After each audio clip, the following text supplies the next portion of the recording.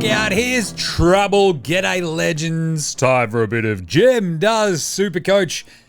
We're talking AFL Supercoach for round 17.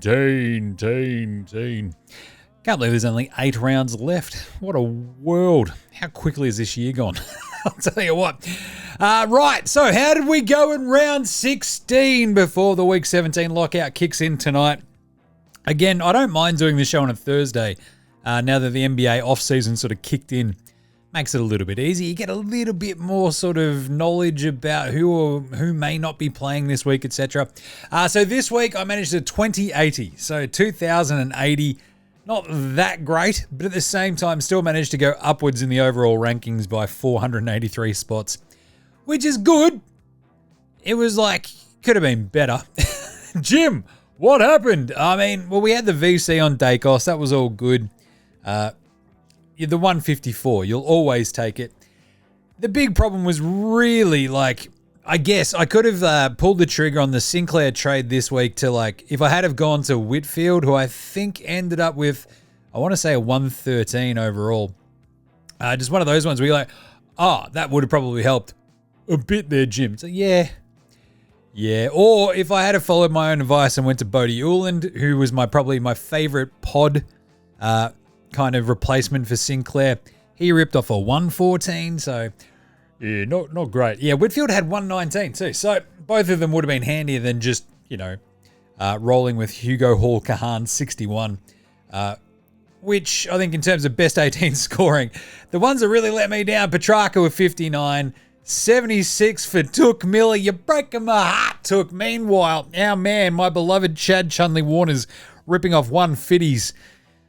The decision to go with Miller over Chad Chunley-Warner will haunt me for years to come. Anyway, but then the toughest one probably for my team this week was the Isaac Rankine 38 with a no-show showdown. What are you doing, Isaac? Pull your finger out, son.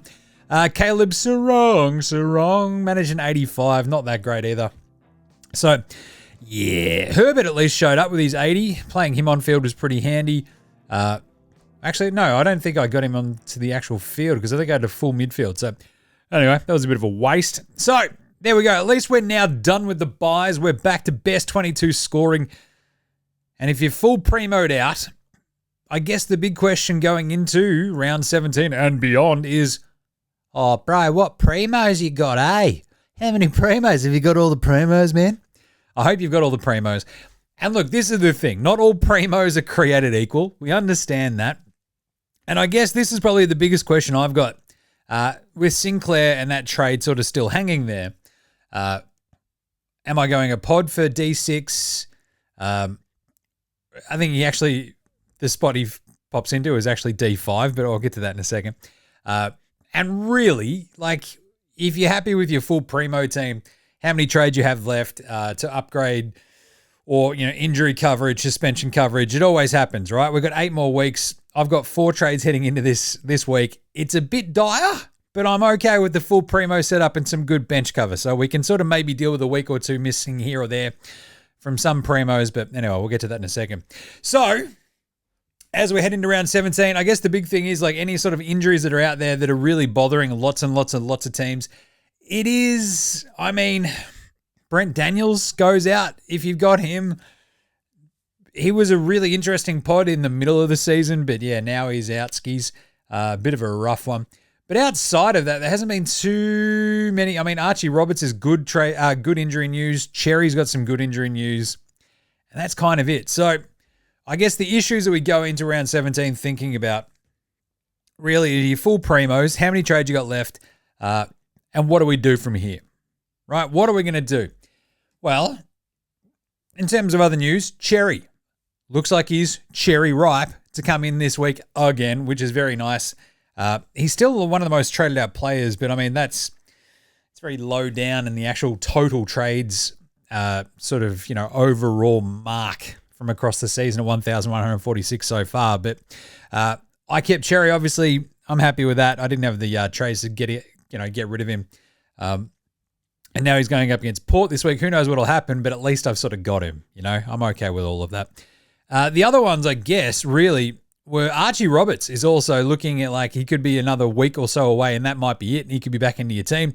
So if you've held Archie Roberts, I would continue to hold Archie Roberts. He's on the traded out list too, but yeah, I'd sort of keep him there and just, rather than waste a trade, just see what happens when he comes back. My fear was always going to be like once he does come back, will he be as effective? Will he put up those scores that he did? And the answer is probably not. Who knows? The Bombers, there's all-time tailspin at the moment, of course. But yeah, without him sort of out there running rampant as he did for a big chunk of this Supercoach season, I'd just be a little bit hesitant that he can come back, start scoring tons again. So I'm still okay with the decision to move on from him. Other ones out there, obviously, still. Jordan De Goey is a big one that you sort of like, oh, do we trust De Goey? He's been ripping off some pretty big numbers, which is very cool if you've got him. And it's one of those sort of in the continual search for like a forward premo that you can trust. De Goey suddenly just going whapang. It's kind of fun, right? He's just ripped off a 3-round average of 108.7, a 5-round average of 110.8. My beloved Chad Chunley-Warner is averaging 117.7 in 3 rounds after the 150. God, that hurts your heart. And I guess the continual race for F6, now that TDK has got like broken ribs, he had a punctured, collapsed lung. Rowan Marshall will be your man there in St Kilda, the solo ruck. Do you trust him to bring into your forward line? Because he is a forward ruck. My big problem with this is like, all right, solo rucking without TDK, what can we expect to see? And I just don't know does he ramp straight back up? How will he go? I just kind of don't see it, right? So it's a bit of a weird one with Rowan Marshall. If I had that spare trade, I would have probably fixed my F, 5 or 6 and gotten my beloved Chad Chunley-Warner in. But Rowan Marshall is a very interesting look. So is Jordan De Goey. And we'll get to like the top scorers down the stretch in a second. But yeah, so F6, the search goes on. There's a lot out there. Zach Bailey, awesome run home for the Lions, apart from maybe this week. You've got Shai Bolton, who's been, very, very handily carving it up. He's in 20% of teams, though. Jack Ross just continues keeping on at 490K. He's only in 3% of teams. It's crazy. But anyway, so the continued sort of race for F6, I think will continue. Because we'll get down to like the full super duper primos in a second, but it is like literally spin the wheel and see what happens. I'll tell you what, spinning the wheel and landing on Isaac Rankin and Took Miller like I did, yeah, it doesn't feel great. Anyway, so what else we got? Jack Sinclair, he's still being traded out. I wish I'd gone to Whitfield last week with the 119, maybe Bodie Uland. Now I'm sort of like back myself into a corner and hoping that Cal Wilkie goes off his head from here on out. We'll talk about that in a second. Will Day's crushing it. What about Will Ashcroft also smashing it? Feeling pretty good about both of them as pretty interesting pods for your midfield. But really, I mean, Ashcroft has just been really, really, really good. A 3-round average of 125. He had the 138 last week. I do wonder who Oisin Mullen goes to tonight, but plenty of options on that Lions team. Goes to Lockie Neal, Will Ashcroft, who knows. That little yapper, Levi, Zach Bailey, shut him down. Will Day's obviously been very, very good as well, right? Like this sort of, returns to the team, 3-round average of 113.3, 508K. You got John Newcomb there as well, 537K, 122 3-round average. He's been carving it up too. So there's plenty of pods out there if you look, happy to dig, or if you're trying to pull off that last upgrade, or you're starting to think about the sideways primo trades. I probably wouldn't do the sideways primo trades just yet. With 8 rounds left, if you've got less than 6 trades, I'd probably just like hold. And that's kind of where we land, right? So the other important thing to sort of note, and this is the thing that I'm feeling okay about with my team at least, is having enough bench cover with those really cheap rookies. So Hugo Hall-Kahan, who's now up to 227. If you got him in at 99K, you're laughing. You've got Joel Fitzgerald still in the 99.1K. And Marcus Herbert on the 99.1K. And then you've got Pods, who's Blues, he got dropped last week, so that's not great. You got Colin Nand, who's also sort of, he's now that little bit more expensive, so it gets a little bit harder to bring him in. But, yeah, there's at least a little bit of cover there, which is kind of nice for folks. And it's one thing to really sort of keep in the back of your head, like as we head down the last 2 months of the season, and we have, a scant amount of trades left. Will your bench cover you for at least, a week or two where you're not going to be devastated with your on-field score if you have to play one of these cheap rookies in place of like a suspended or injured primo for a week or two? So just really worth staying on top of, just saying. So who's been traded out this week? Number one, it's still Jack Sinclair, obviously, as people like me have just sort of waited for that 1 week of the buys with the best 18 scoring, not jumping on last week. Again, probably cost myself, at least 118, 19 points. But if you went from him to Johnny Noble, the weapon last week, geez, pour one out. Tell you what, that was not great. Sam Cumming is the next most traded out there on Richmond. Look, he's done his job. He's made 137K if you held on to him. So he's 6,500 trades out. Wade Dirksen as well. He was actually pretty solid for the Blues last week. Raised his price by another 18K. Very handy timing there. But yeah, if he's like one of your last on the chopping block, that's fine. Brent Daniels, as I mentioned, injury sort of casualty there with the calf. It's almost 5,000 trades out. Number 4. That makes sense. He's at 383K, so if you did have him, that's a really annoying price point to sort of replace with a forward mid. But there is a slew of those forwards, sort of only that 100, like within that 100K range of him. So if you are sacrificing someone like Dirksen or Cumming, yeah, you might be able to eke out a little bit of cash. Jack Eisen at 5 as well. There were a couple of moments where he threatened in that Blues game against the Eagles. I was at that with the eldest squid, having a bit of fun. Jack Eisen, he popped up a couple of times. He's like, yes, Jack. Oh, didn't quite capitalise. 178K. He's the 5th most traded out at the moment. Leo Lombard, same sort of vibes. He's made 210K in the end. He had a nice little run there. He dipped off in the middle of the season, which is when I think I jumped off. And he continued to make a little bit of cash. So good job by Leo. But yeah, by the same token, he's probably more valuable as a trade asset at this point. So his little ride, I probably got it for around 7 or around 8, or maybe around 9, where it was around 240, 270K in round 10. And he just sort of kept going up by like 18K, 8K, 9K, 4K. So it's all just sort of slowing down as he's kept just going past his break even. He had the 90 against Port, which sort of helped prop it up. And then 3 weeks later, had an 80 against Geelong as well, which again helped prop it up for another couple of weeks. So if you've held and kept the faith, I think he's repaid you. Time to go. Milan Murdoch, same sort of vibes. He dropped 25K this week, down to 330. Willem Dersma playing forward a lot last week was a real tough one. Dropped 13K. He's the 8th most traded out. Sardis didn't play, got dropped. And that's the problem with Sardis. It feels like he can come in, look really good. And the bomb rays are just like, do not care. 352K. Yeah, you can get him to a primo. Let's go. And Braden Cook, same sort of vibe there on the Crom. 21K he dropped last week. So time to jump off. That's all right. But traded in. So what are we looking at? Marcus Herbert. Yes, that's fine. 21,000 trades in so far this week. Love his role in defense. Super solid, mature age rookie. He looked the goods when we were there. He was like, he was right in front of us. We were on like in one of the forward back pockets at Marvel on the weekend. Perfect downgrade target because he'll give you some bench cover in the midfield, allow you to upgrade to one of the primos that I'm about to talk about. So Marcus Herbert, big thumbs up from me. 99K, he's on the bubble. You don't really care about the money he's going to make. It's more about the downgrade ability and the scoring ability from here on out. Naziah Wanganeen Miller at number 2, priced at 578K. Love that. If you don't have him, if you didn't hold him through his, the injury, etc., I just held him, I think, and that was kind of like, all right, sick, just holding on to Naz.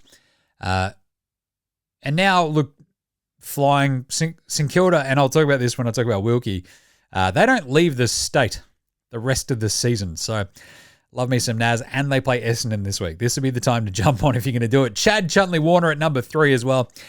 Really interesting watch last week as Errol came back in. He spent more time forward. than Chad did, and Chad tore it up. 4 goals, 28 touches. He was awesome. And this is like one of those things about Supercoach, right? We can get in the weeds with all the numbers, and I'm like, Took Miller. Oh, man, his consistency is amazing. Oh, I've got to get him in rather than Chad Warner, who's got I don't like the structure of his buys. I'm going to miss a week there.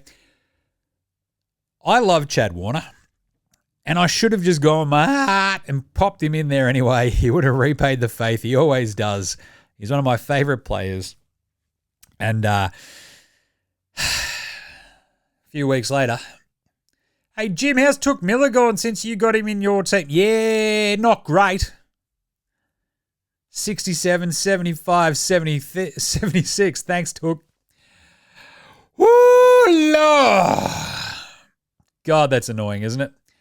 Frustrating. I'll tell you what. So that's just a real kick in the guts. But, you do get that on the big jobs, I guess. Sometimes.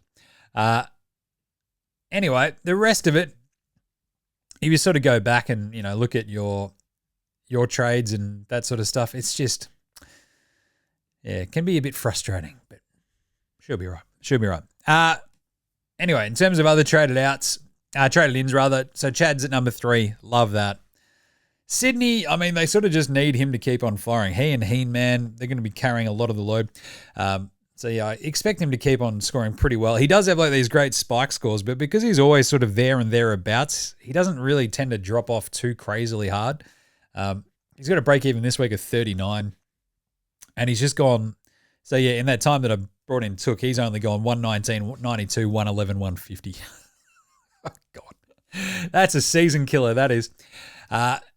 And who do they have the rest of the way, Jim? Yeah, well, I mean, they play the Dogs at home this week. Then they're out at Freo. Then home for the Crom. They've got a derby against GWS. I can't remember which one's which anymore because I make fun of it all the time. St Kilda at Marvel. Port at home. Essendon at the G. And then North at the SCG. So that's not a bad run home for Sydney. So I'd be all over Chad Warner. Joel Fitzgerald's the other really cheap rookie for your midfield at 99k. Just keep an eye on teams for this week. Hopefully he holds his spot. I think he's another really good downgrade target too. If you've already got Marcus Herbert, I've already got both as well. So I feel pretty good about being able to chop and change the 2 cheapies as a emergency. Sam Durham has been very, very good this last little run as well. If you brought him in as a cheap mid-forward spot, he just ripped off 128 after a 90 and a 127 against the Blues in round 13. So following his bye, he's absolutely gone bananas. And a very, very good look for your F6. Max Holmes is the 6th most traded in. He's at 563k. Love that. If you haven't got him, I'd be jumping all over him. I've got him in my team, and I feel good about that. I don't have number 9 on this list, but Max Holmes, get him in the team. What are you doing? Rowan Marshall, as I mentioned, ruck forward, 425k. Great look if you really feel confident that solo. I can't imagine TDK is back within a month with busted ribs and a collapsed lung, right? So if you get a full clean month of Rowan Marshall, he just had 90 against the Dogs before the bye. Now plays Essendon, Port, not bad, Geelong, North, then Sydney, Carlton, Richmond, Gold Coast to finish off the season. Do you reckon he can do it? We've seen him do it before. 7th most traded in. JHF, the Hornet, he's at number 8. I love that as well. He's been awesome since I got him in my team. One of the success stories of my season. Bailey Smith at number 9. He's one I do not have and probably should have in my team. He's under 600k for the first time, I reckon, this year. 598k. I'm sort of just hoping that maybe he doesn't have a massive game against Brisbane and drops a hint. Maybe. Break even to 153. Because if I end up doing a side swap next week with, I've got 4 trades now, 3 after I trade out Sinclair. Basilenka might be the one sort of primo, super duper primo that I try to get to somehow. And then Cal Wilkie at number 10 is the 10th most traded in. And I think that's where I'm going to land at, right? Because as we're looking down the barrel of the rest of this season, it doesn't matter what players have done. It's what they're going to do. Right, so if you look at your defense and who's going to make the top 6, your Holmes, Naz, Whitfield and Lockie Ash from GWS, Luke Parker, has been really, really good. Can the weapon Johnny Noble bounce back from a horror weekend? Bodie Hewland has been so good, and it's basically come down for me. I think Cal Wilkie, great run home, this awesome, like proven scorer. We've seen it before. They don't leave the state the rest of the season. I think they play Essendon this week. It's just one of those really like tempting.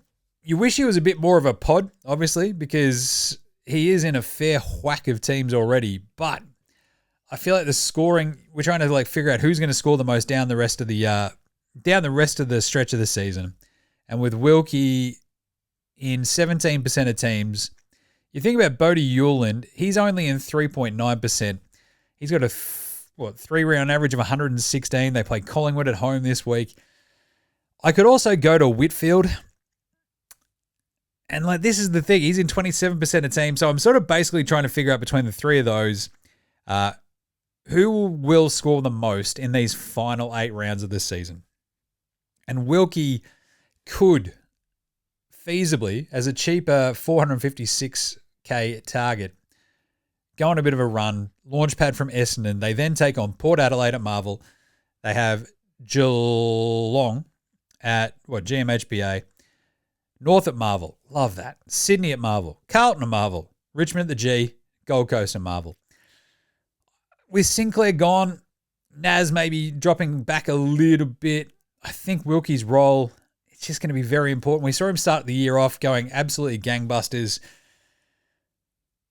If we can get back to sort of over the tons, the 130 you put up against the Dogs. Look, the Dogs are a bit of an easy kill for, I think, defenders. But, I mean, Essendon this week, who knows? After we saw Caleb Daniel and like Luke Parker, LDU, and Shees all go absolutely ham, I think I'm still going to go with Wilkie because it gives me a little bit more cash in the bank for one more super, like a premium side swap if I need to down the stretch or if there's an injury or whatever. As much as I love Hewland, as much as I love Whitfield, I kind of wish I didn't have James Sicily in my team. Because I don't know, what is he? In terms of total points, Sicily isn't like too bad. He's the 18th highest scoring defender though. He just hasn't hit the consistency I was sort of hoping for with some big games, and it just hasn't happened. He was sort of like a placeholder that I thought would be all right, and then, yeah, there's a few too many of the 70s in there for my liking. He's gone 370 scores and 380 scores with a few pretty big ones in between, but like he's fine there as like a pinch hitter, and you hope that he goes really big. But anyway, I think I'm going to go Wilkie, and that'll be pretty good. In terms of the mids, the top 8, it's probably obvious that it's going to be Butters, Baz, Bont, Heenman, Nakos, Dawson. I don't have Dawson. I don't have Zerrett. I don't have Noah Anderson. Don't have LDU. I've got Lockie Neal. I've got Sam Walsh. I've got Caleb Sarong. Sarong's probably the one that I'll side swap out of at some point. Sam Walsh was really good last week at 122. I still like Finn Callahan's in there. He's completely fine. Just lock and load, whatever. Lockie Neal. Hopefully he goes on a tear down the rest of this, stretch of the season. But if I was going to side swap out, like Will Day, Hewitt, obviously trying to get to Baz will be the big thing, but finding the cash to do that with such a limited amount of trades is probably not going to happen. So Hewitt's the one that I'm very interested in. He was really good again last week, carving it up for the Blues. Probably one of my favorite pods. I'll talk about that again in a second too. So I reckon that 8, you got Butters, Baz, Bont, Heenman, Dacos, and Dawson. Without having Dawson, trying to patch that together with like Lockie Neal, Callahan, Walsh, and Sarong, it's not the world's greatest set of primos. And the Sarong one just breaks my heart. Sort of hoping that he bounces back and Freo just keep smashing teams. But otherwise, yeah, be nice to have one or two more of those super duper primos, but here we are. And the same sort of goes with the forwards. You got Sheasel, Track, Tracy is the 3rd highest ranked forward so far. Hornet, Jack Ross at 5, Cozzy at 6. And then sort of outside of this, like if you want to go Jack Ross, that's fine. If you got Tracy, you're laughing. I've got Rankin and Miller. Chad, that might be the side swap that I do try to pull off at some point if we can get a big score out of Rankin or Miller at some point. But I think I'm going to keep my trades, keep the powder dry with 3 left after the Sinclair trade this week for any injuries, etc. Until hopefully we skate through and then we can just do a couple of primo side swaps if need be later in. But yeah, you've got like, again, roll the roulette wheel, and you got Zach Bailey, Shoei Bolton, Chad Warner, A few really good ones in there if you need them. And it sort of comes down to like who has that nice run home. And I do like Chad. Chad's probably my favourite pick in there. Just really wish I had him. The rucks, if you've got Gawn, Grundy, Luke Jackson, Cherry, any sort of three of those. I've got the two in the middle and I've got, Jackson at the flex at the moment. That's all right with me. I'm fine with all of this. The only question is, like, Grundy, the role's slightly changing. We don't know about Tinglish tonight, but hopefully he goes whack. We have heard talk about him, maybe resting here or there. This is, again, it's the tricky part about not having like a Zakatelski or someone in the defense ruck. I've got Kalani White. Rowan Marshall would be handy to have in that forward setup so you can swap them out if need be and sort of start swapping Kalani White around and being able to use that flex and the ruck. But I don't have that at the moment, so it's a bit of a tricky one if they do rest Grundy, but we'll keep an eye on it all as we go on here. But the big pods that I do like down the stretch, Wilkie is obviously one of them. I keep banging on about him. Bodie Ulan, really, really love him for the Suns. Errol Gordon, one just to keep an eye on as well. I don't know if you bring him in right now. Will Day, obviously, and George Hewitt, probably the cool ones. And Chad Chandler-Warner, he's not much of a pod at this point because everyone's bringing him in, but God, I love him. I love him. So my Sinclair replacement, I think, is going to be Cal Wilkie. That'll be the only trade I do this week, and just sort of have the fingers crossed that Wilkie goes absolutely mental against the Bombers and then continues that on from here on and just ends up as one of the top 6 scoring defenders. Houston's been solid the last couple of weeks as well, which I do appreciate. 114 last week. He's down at 396K. That's another that's breaking my heart. But yeah, I think if I do pull off the Sinclair down to Wilkie trade, I have 63K in the bank as sort of like breaking case of emergency cash for one more of these sort of like sideways trades, upgrades if I need to at some point. But that's where we are with the team. In terms of captains this week, I think I'm going to throw the VC. I'm not entirely convinced about the Max Holmes. Like maybe Basilenko if you do trust him against the Lions. They're not a massive tagging team. Whereas Lockie Neal just staying fair, clear of him. What I'm going to look at really doing, there's some pretty good options this week as well. With Geelong, we usually sort of go through each of the games. But we're back with all the games this week. Geelong, Brisbane, Holmes, Baz, obviously. And of course, I don't know Tom Stewart, but I don't know if he ends up as your top 6 defender. Lockie Neal, Will Ashcroft, etc. Should be a good one. Sydney and the Dogs. This is where I'm looking for my VC. It's either Heaney or Grundy. If there's no Tinglish, we might be jumping on Grundy as the VC. But Heaney could also just go absolutely massive again. As we saw with the Dogs last week, look, they can give up some pretty hefty scores. So just saying, don't mind Heaney as my VC. That's what I've got at the moment. Dogs, obviously, you got Bont as well. Flip side of that, I don't know if he gets the Jordan tag or not, but SCG, Sydney should go whack. Eagles, Adelaide, Jordan Dawson is another really good look for your VC on Friday night. If you've got him, I'd be whacking it on him because he can go absolutely massive against the Eagles. He loves playing against the Eagles. A few 150s in his past. In terms of the rest of the Eagles, yeah, Marcus Herbert, keep him in your team. Hawthorn, Melbourne on Saturday. Hopefully we get a big Cozzy game because he's... just need a couple of big Cozzies. Just saying. Come on. Down there in Tassie at Lornie. Hawthorn, Will Day and co. John Newcomb. Keep an eye for them. Hopefully Sicily, who hates Tassie, as we like to joke about, but be nice if we threw up another 110 plus. Come on, sis. What do we got? GWS, Freo, Ash, Whitfield, Clary up against, Shy Bolton, Sarong, Tracy, what do you got? Jordan Clark down in defense as well. Luke Jackson's a pretty interesting one there for Freo up against GWS at Manuka Oval. Manuka. Wouldn't roll the dice with him with the C this week. Gawn against Hawthorn as well down in Lornie. Don't feel great about that either. Suns Collingwood on Saturday night. Dacos could absolutely go massive. He was one of my great first looks at a C, I think, and I still feel pretty good about it. But the Suns, Noah Anderson, he should be pretty big. Track should hopefully have a good game because, God, the Suns was so bad last week. It was embarrassing.